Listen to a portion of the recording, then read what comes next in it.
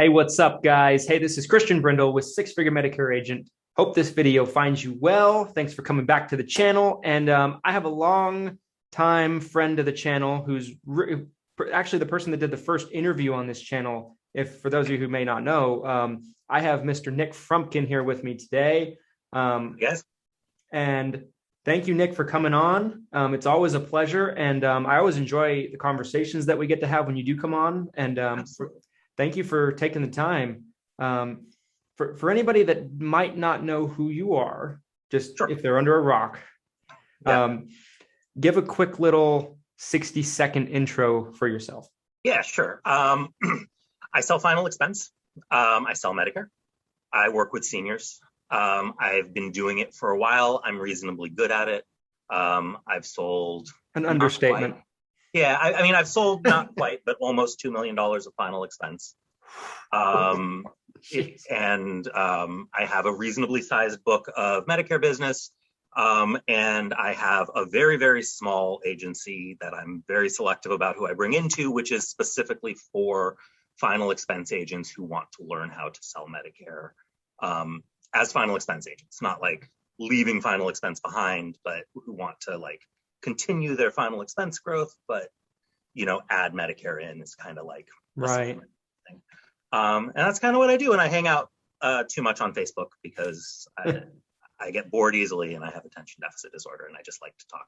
So it keeps me busy. I think many of us have that problem. Yeah, right. It feels like it's a generational issue where we're all talking out loud online all the time. All the time, sharing opinions, tweeting, things like all the above. Yeah, right. So, but yeah, that's kind of who I am, and we've been talking about this stuff since I think before you even started this channel. We've been So yeah, definitely. I mean, for those of you who don't know, Nick and Mr. Matt Murray run a very good insurance-based content YouTube channel called The Insurance Panel. I've been watching it as soon as I became aware of it. I think I watched probably I want to say 90% of the videos because there have been some that I've missed, but like I do watch them when they come out because I think it's really good content. I feel like it's coming from the perspective of two people in you and Matt that are legitimately like killers, top producers, right? People that have written a lot of business, a lot of insurance, trained agents, just kind of done all different kinds of things in the business at a high level. And I think your guys' chemistry is really good too. So like it's always a good watch. So guys, go subscribe to it if you're not already. Yeah, go subscribe to my channel. It's a fantastic channel. Yes. It's mostly about final expense insurance sales, although we try to cover a little bit of everything. We've got I think the best intro video is the one we did breaking down Ben Feldman's presentation from Ben Feldman is a very famous life insurance salesman, and he's got some videos on YouTube that were made in the 70s. And we broke down some of those, and that seems to be a good one that people like as a jumping on point to kind of see what we're all about a little bit. Yeah, so. I enjoyed that video. I remember watching that one. I think it was last year it came out, right? Yeah, it came out. Yeah, around this time last year, just about a year ago. Yeah, so. I mean that was an excellent video. Well, we were having a really good conversation before I hit record, and I wanted to kind of continue that because like one thing that happens with Nick anytime I seem to talk to him, I'm like, we start having our conversation before we actually hit record. And then we're like, oh, we're using up all our topics. I know. And you and Matt do the same thing, I know. But yeah. So we were having a conversation about conferences, right? You've been pretty outspoken about conferences and about kind of your opinions about conferences. I'm somebody that's hosting a conference next year. So I thought, I'm like, this would be a great opportunity to kind of have a conversation about this and kind of put into perspective, like who should be going to these things, what should be a realistic expectation, what should you actually be getting out of a conference, and just kind of unpack some of this stuff. So like, first things first, for anybody that might not be familiar with your position on it, what would you say would be Nick Frumkin's opposition to some of the conferences that we see, without naming any conferences specifically, but. So I would be very careful to clarify. I don't think that all conferences are bad. I don't even necessarily think any of the particular conferences are bad. I think that they are frequently marketed for everybody, and that they're really not for everybody if they are a pay to attend type of a conference.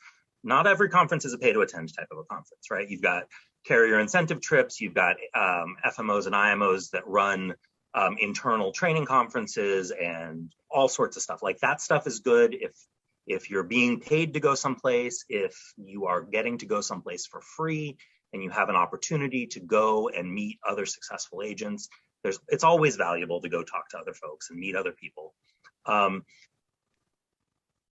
The thing is, like, in the world that we live in today, where we do have things like Facebook, and we've got,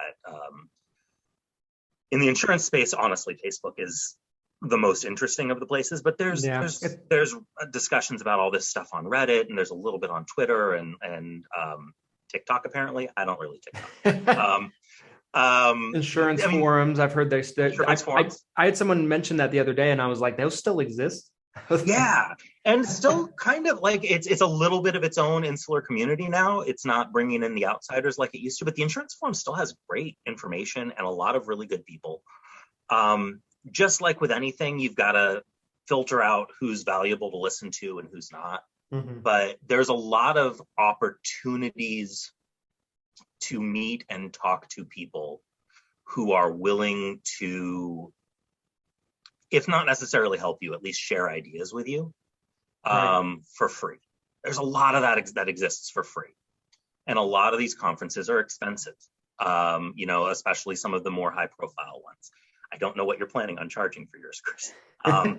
So you might be. I'll get your opinion. I'll get your opinion on it. I'll get your opinion a little bit closer to the end. I'll tell you. Yeah, we'll come back to it. And again, some of the conferences that are genuinely designed for training, even if you have to pay for it, maybe it's not a bad idea because maybe you don't have support or you don't have access to other avenues. And if that's the case, I feel kind of bad for you. You should try and go and find that support. There are people who will offer that support to you, like on a one-on-one basis, ongoing, and not charge you a fee. But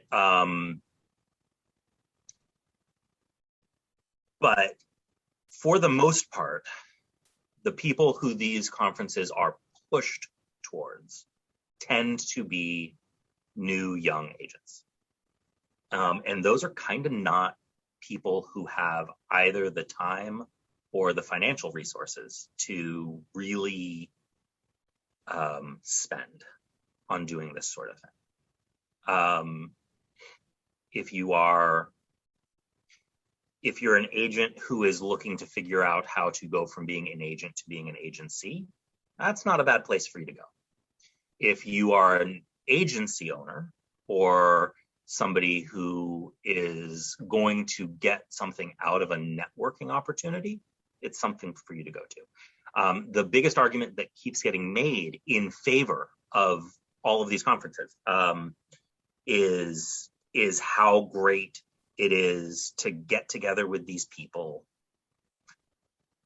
after hours, after the conference is done. People have had a drink or two, or maybe you've gone out to dinner, people are relaxed, and people just start talking and chatting. And that's good stuff. I mean, part of the reason that the insurance panel exists is because, Matt and I would go on carrier trips and said to ourselves, hey, part of the best part of these carrier trips is having those kinds of unguarded conversations with other producers. That was always our vision for what the channel should look like, is it should feel like those conversations that people are having on carrier trips. So those are great. And maybe for new agents, you're not going to get a lot of opportunity to, I don't know, and maybe you're not qualifying for carrier trips. Maybe you're not maybe you only sell Medicare Advantage plans and carrier trips aren't an option for you. I don't know. There may be reasons why you need to pay money to be able to get access to other agents. But I can't think of a lot of good ones. Right. And like I was telling Christian before, like I remember when I was brand new, I've only been in this industry since 2014, I think. Yeah, 2014. So it's not I remember what it was like pretty clearly to have to be like, okay, the mortgage is due and the electric bill is due and I still have to pay my lead bill and I don't have enough money for all three. Right. Mm-hmm. How are we going to figure this out?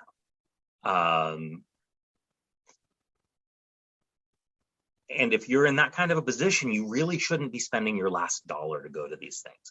And part of what makes me so upset is I see people telling new agents the opposite. Like, hey, take out a loan, come to the conference, it'll be worth it. There is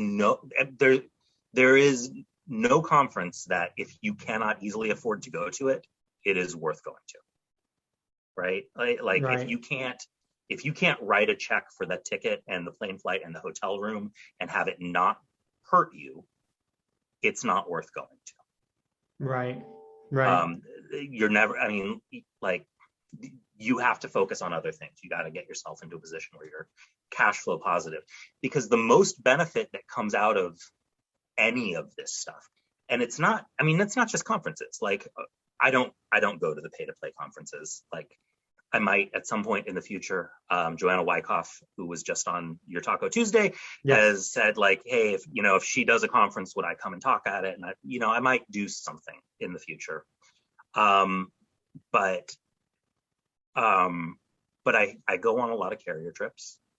I've done a lot of IMO specific conferences. I've done ride-alongs with people.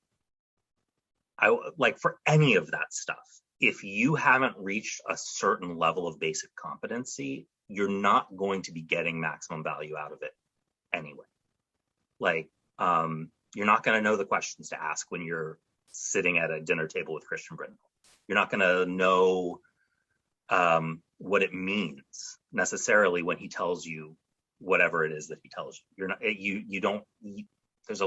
You have to get to a certain level to be able to really absorb that properly. Right. Right. I think, so I agree with you in some areas and I disagree in others. Sure. And so where I agree with you in is I actually agree with probably more than I disagree with. Let me put that out there. So like, that makes me feel good. Thank you. For what that's worth. I mean, I think it's very, I actually appreciate the fact that you will actually speak your mind on this, because nowadays in our industry, if you say anything bad about the conferences, you're like excommunicated, because they are the holy grail. I went to several conferences this year. Where I agree with you in is like, I agree that if a brand new agent just doesn't have the funds, right, and they have to open a credit card, open a line of credit, take a loan out to get there, I don't agree with that per se. I do think that where I feel like the benefit comes from is like getting around other people that are doing big time things in the industry, right? I think that's very beneficial. And I know you touched on that. I think that like there's benefit there, but I don't think that an agent should spend their last dollars to go per se, right? Because like a lot of these people that are at the conferences, they're accessible through Facebook groups. Yeah. Like when I went to Medicare Con this year, which actually I actually believe that Medicare Con is probably the best conference that I went to this year. I've heard that. You're not the only person that I've heard say that. Yeah, I mean, it was, and what I liked about it was probably what I think you would have liked about it if you went. It wasn't it wasn't football stars. It wasn't retired athletes. It wasn't, random motivational speakers. It was 100% people that were absolute killers in the insurance industry, which if I go to an insurance conference, I want to hear from somebody who's written a lot of insurance, Right. and I want to learn about how they did it and what they do. Whereas some other conferences, I get people that they're like, well, they were in the trucking business and they made a lot of money. I'm like, I could give a shit, Right. like me personally, like, sorry, like I get value out of certain motivational speakers and gurus and things like that. But like, if I'm going to go to an insurance conference, I kind of want insurance, Yeah. No, absolutely. and so I agree with you there as well. Like, I feel like too many of the conferences, they're just trying to get the biggest names possible, which, I understand it. I understand what they're trying to do, and it's worked well for them. Absolutely. But I guess the only part that I push back against is, like, I feel like if let's say there's a new agent, let's say they're 6 months in, right? Mm-hmm. Let's say they can't afford the conference. Let's say it's barrier to entry. I think with travel, everything, maybe it's $1,500, maybe it's $2,000, whatever, right? Sure. If they can afford it, it might be tight, but they can afford it without going into debt. I think there's a lot of value there, just from the standpoint that you might learn something that will get you ahead by a couple of years. It might have taken you a few years to learn, and maybe it helps you write a third more business that year than you might have, And so I think I do think that there's a lot of value there. I've gotten a lot of value out of them, but like you said, I'm in a different place. You're at a different place, and right. It's a slippery slope, right? Because, like, I think two things can be true. Like, I think that there's value in the conferences, but I do think it's also true to say that maybe not everybody belongs at the conferences per se. I don't know. I mean, I think having the dialogue and the discussion is worth having, because I think anytime you get too far on one side of the aisle, that's damaging, no matter what it is. Yeah. And that's why I do, like, particularly when I'm talking about this, and Matt is talking with us, he likes to reduce my argument down to, conferences are bad. I don't think the conferences are bad. I think there are some bad conferences, but I don't think in general that they're all bad. I've heard lots of good things about Medicare Con. I've heard that there was a lot of good stuff that came out of that. I've talked to a lot of people who went to 8% recently and came back and was like, it wasn't what I thought it was going to be. There was some stuff that I thought was a little bit too P.T. Barnum, like selling you the products, but I'm going back next year because I thought that there was value in it anyway. I hear that a lot, and I'm not saying, it's not a baby with the bathwater. Type of a thing. I posted something in a Facebook group about this right before IFG was going to do their thing. Like by right before, I mean like 4 days before. I posted just like a thing being like, hey, listen, if you can't afford to go, you shouldn't go. And Tyler Reese sent me a private message, and he was like, hey, listen, I think you're wrong. I think you would love this. Come on out to our thing. Now, it was like 4 days before the conference. I couldn't make it happen. That's short notice. Yeah, but I get it, and there may be, for somebody like me, for somebody like Tyler, for somebody like you, for somebody like, Joanna or Justin or whoever, I 100% see there being value there. But part of that value is that there are a lot of green agents there who are looking to get recruited, right? Yeah. Like, I mean,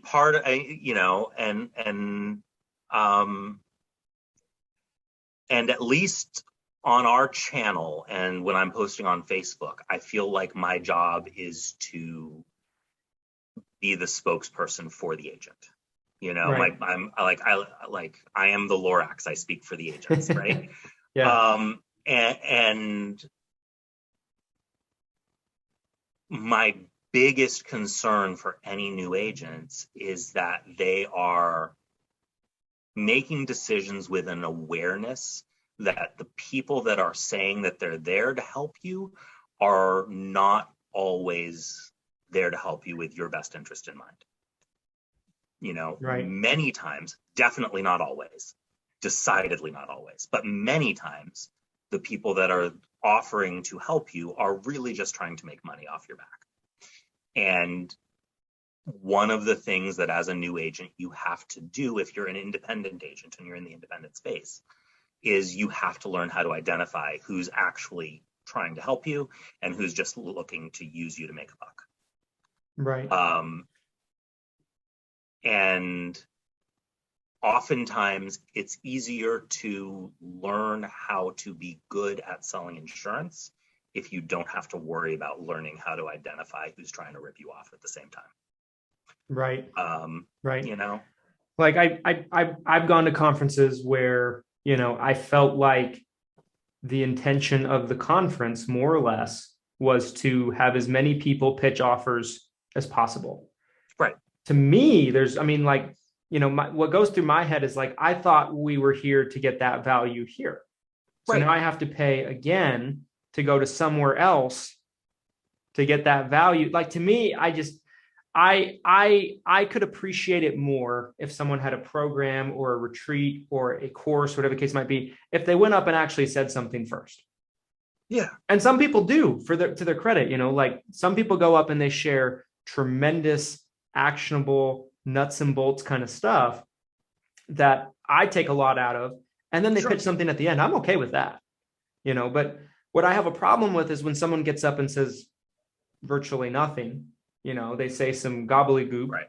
Like I said this off camera, like someone gets up and they say, and there's no one in particular I'm thinking of, I'm just using it, maybe an example, but I'm like, I was overweight and now I'm not overweight and you can do it. I'm like, right. Well, we know how you're not overweight. You started exercising and stopped eating crap. Right. Like, I don't right. like what, and so I have a problem with that personally, because I feel like if you pay somewhere to go somewhere just to get sold at something else, and you're still like waiting for the value, are you going to get pitched something else when you go to that thing that you just bought into? Like, where does it end? Yeah. It's like, it's, and at least you'd hope it's entertaining at least. Right. Right. Right. At that point, then it's just, something that's fun. Right. And that's, I think some of them do a good job of being fun. Right. And I at least there's value there. But I went to a concert last night.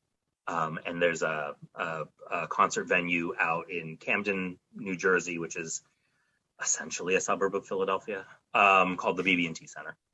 And I'd gone to a concert the week before at some other place that was a really, really nice time, and they did things very well. And I went to the BB&T Center last night, and I felt very taken advantage of. They charged you for parking when you got there, and you walked through the door. And if you wanted to, it was an open seating situation, and there was like lawn seats. And if you wanted to have a chair or a blanket and not just stand on the grass or sit on the wet grass, you had to rent those. And then, if you wanted water, the only water that was available cost like $8 for like a little thing of water, and you couldn't bring your own stuff in. So you had to for like a 4-hour concert, you're either going to not drink water and it was a whole thing. And every time you turned around, you had to hand somebody money. And at the end of it all, there was a concert, but, right. But I feel like a lot of times these conferences end up in a similar type of a situation where, you've spent all this money to go to this conference. And then every time you turn around, you're getting hit up for something else. Right. Another thing I wanted to kind of point out that I agree with you with also is would it be fair to say that if someone maybe wanted to go to conferences, maybe pick 2 or 3 that you really want to go to and leave it at that? Because if somebody, we were talking about this off camera too, and I wholeheartedly agree. I was having this conversation with someone the other day. that was being like, well, you're not going to this event. Why? I'm like, because at some point I have to work. Yeah. Like, right. At some point I have going to conferences doesn't make you any money. Right. Right. I mean, not directly, maybe indirectly. But we are at the stage now where everybody and their brother is throwing a conference. You could literally go to one conference a month, every month, the entire year round, and take basically a week out of every month. Yes. and shorten your shorten your whole year by essentially 3 months, because you're taking 1 week a month to go to conferences and spend 3 months of your life at conferences instead of selling. Yeah. And at the end of the day, we get paid to sell, right? We don't get paid to learn how to sell or to get ready to sell. And that's the other thing that I feel like, especially again for new agents. If you've been doing this for a while, if you feel financially secure, make your own decisions. Don't listen to me. Do whatever you want with your money. But if you're new and you're trying to figure stuff out and you're not sure what to do, like at a certain point, I feel like these conferences prey a little bit on the tendency that people have to try and get ready to get ready. Right. They're right. They get so caught up in the fear of going out to sell that they do everything they can, and they'll check out books from the library, and they'll post on Facebook and the insurance forums and watch YouTube videos and go to conferences and do anything they can except actually, go sit down with people. Right. And I don't think it's intentional that's the type of agent that these conferences tend to attract for new agents. Again, only talking about new agents. I don't think it's necessarily that they're intentionally targeting those types of agents, but as a byproduct, those are the types of agents that go to these types of things. If again, they're new. Right. I told a story that I was told about a recent conference that happened recent-ish. That I told this story on my YouTube channel to Matt already, but they had a speaker there in a breakout room that was, how to earn 6 figures selling insurance. Yeah, I know what you're talking about. and it was apparently standing room only with a line out the door of people trying to get in. And the reality is, it's harder. When you're doing Medicare, it's a little harder to get to that 6-figure number initially. Once you're there, it's easier to stay there, but it is a little bit harder to get yourself up to the 6-figure number. But for most types of insurance, if you're not earning 6 figures a year pretty rapidly, there is actually something wrong. You have no business going to a conference like this and spending money on it. You should be making 6 figures a year if you're selling insurance. There are other jobs that will pay you better if you're not, for right. less work. If you're not making 6 figures a year, there's other jobs that will pay you better for less work. If it's the one I'm thinking of as well, if we're thinking of the same situation, same conference, I mean, I would bet 5 figures that person doesn't even make 6 figures, the person that was hosting it.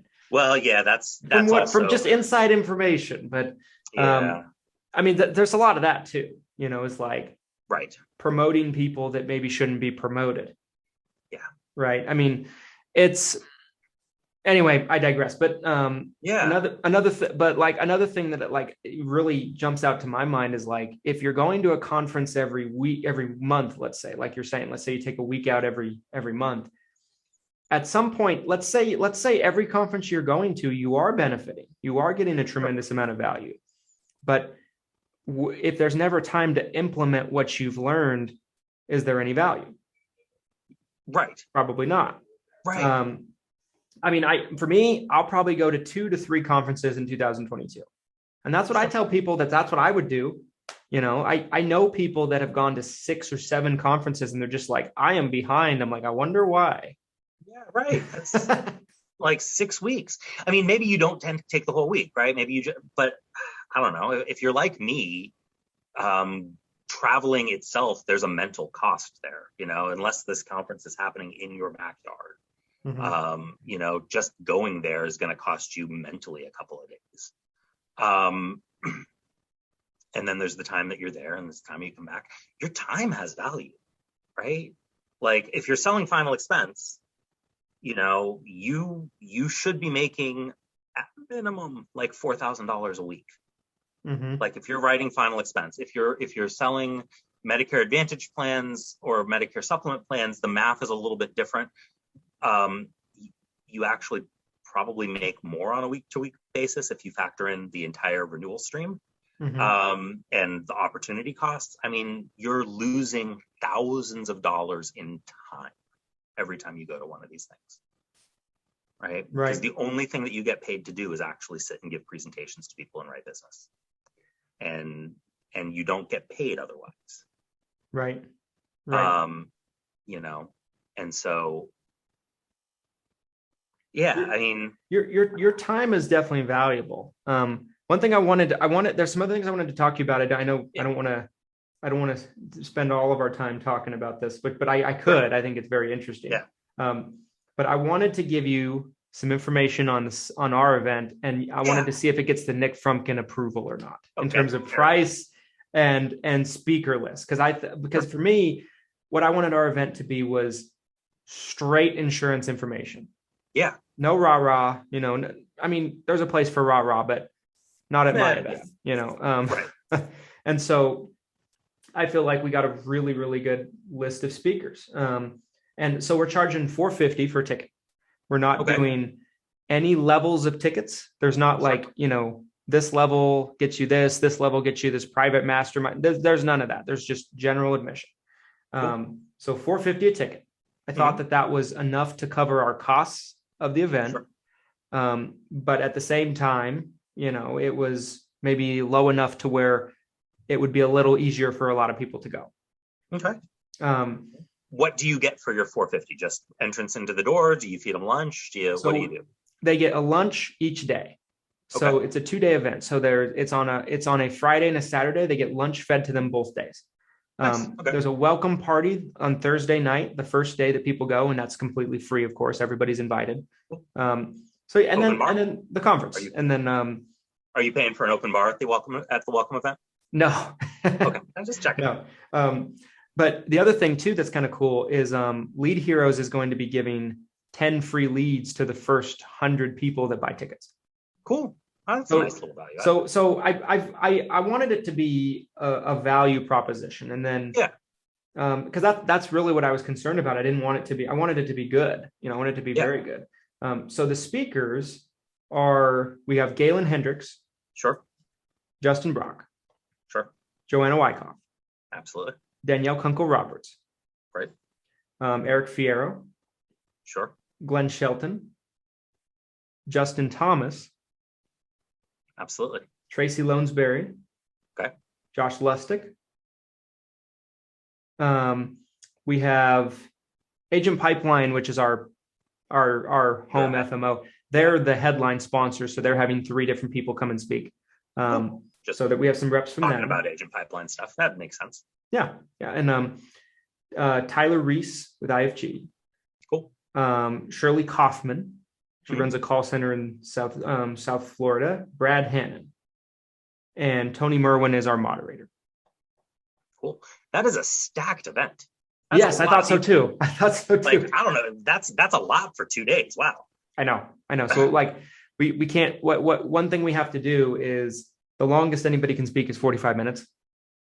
Yeah. And there's a couple people that'll probably be speaking 30 minutes. Most people will speak about 45. And we're going to have to really pack things in, because there's actually even there's one other speaker that hasn't been announced. I think so. Yeah, I mean, I think that our biggest challenge is making sure we get the scheduling all right. But yeah, I mean, for me, I feel like I didn't want to do an event where we were charging like $2,000 a ticket. Right. Point blank, but yeah, that's kind of what our event's going to look like. it sounds like it's a pretty stacked event. I like the diversity of speakers that you have. You've got people who have a lot of expertise in their own field, but are all kind of have their own little lane that is different from everybody else's lane, which is, I think, kind of nice. There's a couple of those speakers that in particular, like Justin Thomas, Eric Fierro, Joanna, Galen Hendricks even, who would probably be all on their own, like very worthwhile to just kind of come and hear what they have to say, because what they do in their perspective is fairly unique. Right. And a lot of times, if you want to talk to them, like if you want to talk to like Justin Thomas, who I think is brilliant, and I think like, honestly, as do I. If you want to learn how to like do internet like marketing, like you should he's the guy doing his stuff. Yeah, he's the guy. But you can't just talk to him anymore. Right. Like you have to pay him to talk to him now. Yeah. So as people should. He's worth 100%. Yeah. Yeah, absolutely. Well worth paying him to do that. But yeah, like I think at Medicare Con, he used my dad in his slide deck because my dad uses his services. I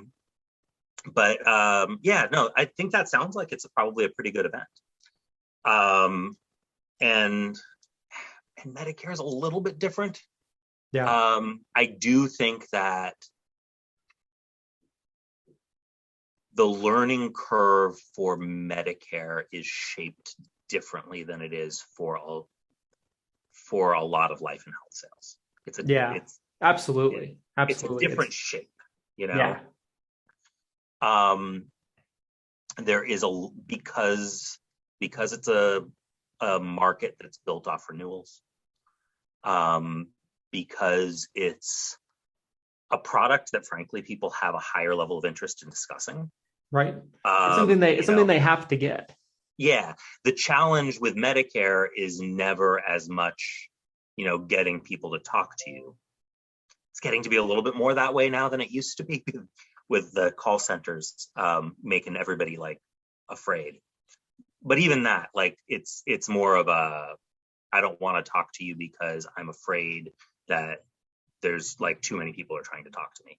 Not like, I don't want to talk to you because I don't want to discuss life insurance because discussing life insurance is terrifying. Right? It's a different type of objection. Especially a conference like that, which sounds based on the speaker lineup, is actually focused a lot on nuts and bolts of how to run your business. Yes. Yeah, that's kind of the intention of it. Yeah, that's what it sounds like based on that speaker lineup, which is also not a lot of what these other conferences are doing. A lot of these other conferences are very motivationally focused. They're very focused on, let's get you hyped, let's get you out, let's get you talking to people, let's get you, in the right mindset, let's get you, with a winning mentality. Stuff that's a little bit nebulous. And I'm not going to say people don't need help with that. And obviously they do. These things wouldn't exist if there wasn't a want for that sort of thing, right? But it is coming from a different place. I would say, like, if you want people showing up that don't directly work for you, that aren't one of your agency's people, you should be charging for it. I don't have a problem with you charging for that. I would wonder if you're giving free tickets to anybody who's one of your agents, but so I'd say that is between you and your own business decisions and your overhead costs, because I don't know what those are. But, yeah. So there are some of our top producing agents we've given free tickets to. Some of the ones that are with us and I might get absolutely crucified for this, but some of our agents that are with us that might not be at the very top producers of us, that we're giving them significant discounts and things like that. And so, That's fair. yeah, I mean, we're not having any of our agents pay the full cost. Yeah, that's fair. Essentially. Yeah. But yeah, so it sounds like we have the Nick Frumkin stamp of approval, potentially. Yeah. No, because what you're doing is basically an agency training session that you are inviting other people in to come and sit down and watch for a fee. Yeah. Which is sort of a little bit of a different thing. And it's not like you're hiding that this is your agency or your brand either, right? You're not like, I mean, I've seen the advertisements that you're doing for it. It is very definitely you branded. So it's not like, and I always have a lot less of a problem with it when there's that level of transparency.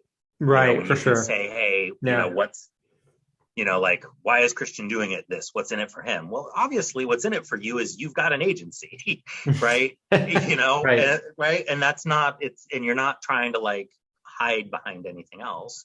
You want to be the person that people turn to when they say, hey, I want to learn how to do more than just, select a PDP for somebody when I'm sitting at their kitchen table. I want to learn. I want to learn how to do all that other stuff, and that's the whole thing that you've set up for yourself anyway. Well, I appreciate you saying that. I mean, my focus was I wanted it to be really good. I had a vision for what I wanted it to look like. And I mean, I'll be the first to say, that like, it's probably an event as well that's going to be very high level, very process based and nuts and bolts and those kind of things. Probably a brand newly licensed agent might get overwhelmed. Right. Is it really for them? Right. And that's part of what I'm talking about. So like, I think back on, so there's a guest that we've had on our show a few times, a guy named John Duggar, who's with the same agency that I'm with. And one of the things that our agency offers to every new agent, to every agent, really, you don't have to be new, is the guy that does all of the training and developed all the training is a guy named Travis Tubbs, who is really a really phenomenal final expense trainer and agent, and removed himself from social media about 5 years ago. And so nobody really knows who he is on social media anymore. He's a ghost. He decided he just didn't want to be part of any of it any longer. Understandable. Yeah. But he's genuinely fantastic. And so anybody who is with our agency can do a ride along with Travis and go see what he does in his area when he sells. Not him coming out to you to show you how to do your thing, but actually like you go sit and observe what he does. And he's very good at it, and it's very valuable. But JD always likes to tell people, like, when you're brand new and you've just first joined the agency, don't go do that. You don't know what you're looking at. Go get your feet wet, get some processes down, learn the scripts, learn the techniques, know what it feels like to sit with a prospect, how things go wrong, how things go right. Cut your teeth. Get yourself past that first stage of greenness and then go do the ride along. Because then when you sit down and you have your own experiences and your own struggles and you've got that internalized, then when you see how he's doing it, it makes sense what he's doing differently. And you're not, because if you're too new, it's just like, oh, okay, well, we went out and we made a bunch of sales and we came home and it was like everybody was just a lay down and whatever, like I just got a lucky day, right? And I feel like at these conferences, something like what you're setting up, I feel like there's a lot of that. Like if I sent one of my very, very, very brand new, just past AHIP, they're an experienced final expense agent, but they're like trying to drink from the water hose and learn everything at once. Yeah. If I sent them out to go listen to, Joanna and Galen and like everybody else talk at your conference, I don't know that they would come back feeling any less overwhelmed. Right. Probably more so. Right. You know. And I think it's a great point, and I think it's, I mean, because we all know what it's like, especially like in insurance in general, right? There's a level of overwhelmness, Yeah. but with Medicare particularly, like it's kind of like you were saying, it's a different dynamic, you know. And Hmm. there's so much to know, there's so much to learn, there's processes, there's enrollment periods, there's Part Yeah. A, Part B, Medicare Advantage, Medicare supplements. Um, it's a lot, you know. Yeah. And It really is. so an agent that might be just trying to wrap their head around what's plan N, you know, Right. maybe they can't get a whole lot out of, you know, seeing a Justin Thomas get up and kind of break down digital marketing. Right. You Yeah. know, Right. Like yeah, they're not there yet. Right. Um, but for some people, they are. yeah, I'm not going to tell you how to decide for yourself whether you are ready. Right. That's not my place. My place is just to say, if you don't think that this is for you, if you don't think you can afford it, if you don't think you're ready for something like that, if you don't think you're experienced enough to get maximum value out of the money you're going to spend, it's okay. Go next yeah, year, right? Like that really is at the end of the day my only message is like, don't feel like you have to do this. You don't. There's so many people who are so very successful who don't do this. Like hmm, people you've never heard of. There's a whole world of insurance agents that are never on Facebook or right. YouTube. There's Well, thousands of them, I you was know? I talk about this with Joanna all the time. Like, there's maybe, depending on, you know, maybe let's say 8 or 9 thousand insurance agents in Facebook groups that are in the Medicare space, right? Right, Between all the groups, and maybe even less because there's people that are in multiple groups, right? right. There's hundreds of thousands of Medicare agents Yeah, in the country, and right. probably even more so life insurance agents, you know. Yeah, um, and it's just a drop in the bucket, you know, when you really look at it in yeah. comparison. I had a dinner with someone recently that was a very, very big name person, very important name in the industry. I won't say his name just out of respect. I'll tell you off camera, but Yeah. um, and he was asking me, he's like, well, how many people do you have in six figure Medicare agent right now? And I was like, well, we got about 3,000. I'm feeling pretty good about that. I'm like, yeah, we got like Yeah. 3,000, you know. And then he's like, so if there's 150, 200, maybe 300,000 Medicare agents in the country, he's like, why do you have 3,000? He's like, everyone has a Facebook account. Right. I was like, it kind of hit me. I was like, I mean, it's like nothing in the scheme Right. of Yeah. things. Yeah. And it's true. It's a long ways to go. Right. Yeah. Yeah. I wanted to talk to you about one more thing. I know this Sure. video is probably going a little long. I want to be respectful of your time. Um, you've done so well at teaching agents. You kind of could develop this niche, has kind of been my perception of it, like teaching agents how to cross sell Medicare in their life sales. Do I got that Mhm. right? Like, and I Yeah. think that is such a unique perspective because you a lot of times see it the flip side. You know, a lot of Right. times you see Medicare agents cross selling final expense to in life products to maybe their Medicare book of business. Um, is there a certain is that without giving too much away? I don't want you to give away like the whole golden goose, Yeah. but like, are there a couple of tips that maybe you could leave the audience with that can help somebody that maybe if they're, let's say, doing final expense right now and they're doing really well, and Mhm. but they want to add Medicare to it? Any tips that maybe you could suggest with that? Because I know that's how you started. Yeah. So if you're doing final expense and you're doing well, you know, you're writing 3, 4, 5, whatever, $1,000 a week in premium, 6, 7 apps a week, however you decide you want to quantify your stuff. And you would like to start adding Medicare. The number one obstacle that I find that agents genuinely have um, is having to fight against the momentum of moving on to the next sale. Legitimately, Right. because part of, especially with final expense, not as much with other types of life insurance, but final expense needs to be sold in volume for it to make sense, right? You're Mhm. selling small policies, $50 a month, $100 a month. You're not selling huge policies. So the process works because you're selling in volume. You know, Mhm. you're selling 6 a week, 7 a week, 8 a week, whatever. And so a lot of times the resistance comes from saying, hey, you know, I did my half hour, I did my 45 minutes, however long your presentation is. I did the app, maybe there was a telephone call. You know, it's been an hour and 15 minutes. I've got another appointment that I've got to get to. I'm just going to bounce and move on. And the reality is once you wrap up that Medicare appointment, if you just tell people, hey, just so you know, I also do Medicare. And a lot of times people need help with that. I'd be happy to help you with that also. And if you didn't do anything else, right? Yes.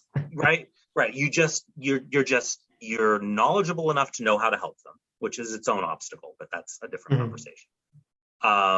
And you're certified and everything. And then you're willing to just stop and ask that question and just say, like, do you need help also? I'd be happy to help you. You will be shocked at the number of people who say, oh yeah, actually I have been upset with my Medicare plan for X, Y, or Z, or an agent just came and changed my plan and I don't like what they did, or I just got a phone call from somebody and I don't really understand what they were talking about, or I see those commercials on TV all the time, and is that $148.50 I can get back a month? Is that a real thing? Or you'll all the time. Constantly. Yeah, it's a conversation starter. Yeah. And all that's, and you don't need to say anything else. You just need to be willing to ask the question and then have a conversation if they respond. Your jaw will hit the floor with how many people will just start saying they want to talk to you about it. Because the hardest thing with Medicare, especially with all the competition, and especially with call centers, like the call centers in the last 2 years have really they've ramped up tremendously. Yeah, it used to be you didn't really have to worry about call center employees calling people outside of October into December, right? Yeah, you wouldn't hear stories about your clients getting their Medicare flipped in August all that often from a call center employee. But yeah, if you just ask that question, and you're ready to do something when they answer. Yeah. If you're writing, let's say 6 final expense policies a week, you should easily be picking up 3 Medicare sales every single week. I mean, all year long, 52 weeks a year. I don't know anybody who would be unhappy with 3 Medicare sales a week, 52 weeks a year, plus whatever they do in AAP on top of that. Yeah. I think most people would be pretty okay with that. Yeah, absolutely. I mean, for all the talk in Facebook groups, people being like, well, I wrote 500 apps this year. I wrote 800 apps this year, 1,000 apps this year. Not everybody can be doing that. No. Like somebody's lying, there's a very small percentage of people that actually do that. Very, very tiny percentage of people that do that. The truth of the matter is, if you write 150 to 250 apps a year in the Medicare space, you're probably in the top 1% of producers. Yeah. Easy. Yeah. And I think there's this perception that, like, I have an agency that works with us and it works in, they have their Medicare contracts with us and they're very good on the ACA side, but they do Medicare too. And they do it well. And, she's probably their best agent. And, I was talking to her and she was like, I stopped getting in the Facebook groups. She's like, because I felt like a loser. And she literally probably does 300 apps a year by herself. Oh, yeah. Probably. I'm like, you realize probably half the people in there that are bragging and boasting don't do what you do. Yeah. I'm like, you're not a loser. You're a friggin' winner. Yeah. If you're doing 300 apps a year, you're doing better than yes. Right. Yes. Right? There's so few people who are doing that, Yeah. And it's like when I talk about final expense and I put the benchmark at 4,000 a week as like what an average final expense agent should write. And I see people in all these various Facebook groups also being like, saying that they're planning on writing $10, $11, $12,000 a week of life insurance. And it's like, there's like one guy that I know of that wrote $500,000 of final expense life insurance in a year. Like, I mean, maybe there's another, but there's like one. It's just, I don't know. The Facebook groups are a lot of fun, but you got to know you got to know what they are. Right. Exactly. Right. You got to know what they are. I mean, you can get it's like the conferences, right? You can get some tremendous value out of them, but like, you don't have to swallow everything either. Yeah. Hey, I want to respect your time. Thank you for doing this. This was a great conversation. And absolutely. Thank you so much. And it's always a pleasure to have you on. And I know we'll do it again soon, probably after AEP. Where can people find you if maybe they want to get connected? So I'm on Facebook under my own name. There are not a lot of Nicholas Frumkins in the world, so if you search for it, you will find me. If you find somebody that does not have a little cartoon avatar, that's not me. And that looks surprisingly like you too, by the way. Which is why I keep it. Like it's good. It's a nice little cartoon. If you want to check out the YouTube channel, it's the Insurance Panel. youtube.com/the Insurance Panel. We put out content ideally once a week. I'm not going to lie and say it's actually once a week, but it's theoretically once a week. It's a challenge. It's a challenge for sure. It is. When it comes to everything that you guys do, I trust me, I know. Yeah. If anybody knows, I know. So. Yeah. So, but yeah, I'm pretty proud of the stuff that we put out there. And so, yeah, and you can always reach out to us through the YouTube channel. Either me or Matt, who I do the YouTube channel with, theinsurancepanel@gmail.com. If you want to talk to either one of us, really, you can shoot an email there, and somebody will respond pretty quickly. Awesome. Well, thanks again for doing this, Nick. It was a great video, and guys, if you enjoyed it, let us know about it. Drop in the comment section. Even if you didn't enjoy it, I'd still love to hear about it. Tell me why I'm wrong. Yeah. Drop a like in the drop a like in the video as well. It helps us reach more people just like you in the algorithm. And thanks so much for tuning in. We'll be back next time. Here's to your success and your abundance. Thanks, guys.